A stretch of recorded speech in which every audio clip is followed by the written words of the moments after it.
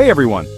Today, I want to take you on a quick journey through time to meet four incredible Muslim scientists who helped shape the field of chemistry as we know it.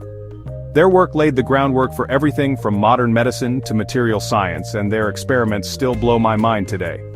Let's start with the legendary Jabir ibn Hayyan. Born in the 8th century, many call him the father of chemistry. Jabir didn't just dabble, he revolutionized the lab. He developed some of the first methods for distillation, crystallization, and even invented basic laboratory apparatus like the alembic. Imagine being the first to separate chemicals with an apparatus you built yourself. That's Jabir. He wrote over 100 books and he was obsessed with turning theory into practice, something I think every true scientist can relate to. Next up, Al-Razi, sometimes known in the West as Rhazes. Living in 9th century Persia, Al-Razi was a physician and a pharmacist, but his heart was in chemistry. He discovered alcohol and sulfuric acid, yeah, the stuff that's in car batteries today. He was also the first to fully describe different chemical substances and to seriously experiment with acids and alkalis.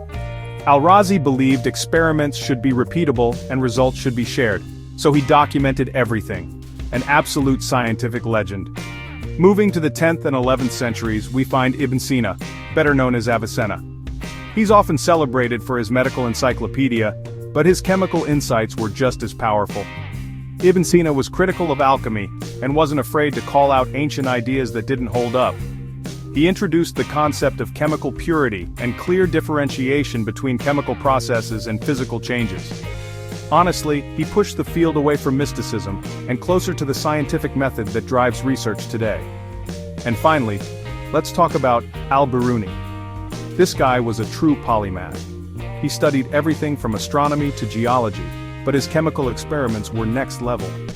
He precisely measured the weights of metals and gems, and even calculated the densities of precious stones with crazy accuracy for his time. Al-Biruni's approach was systematic, detailed, and deeply curious.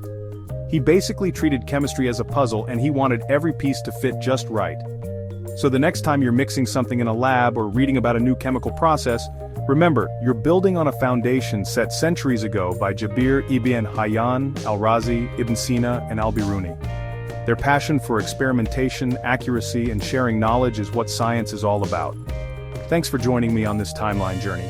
If you learned something new, hit like and subscribe for more science stories.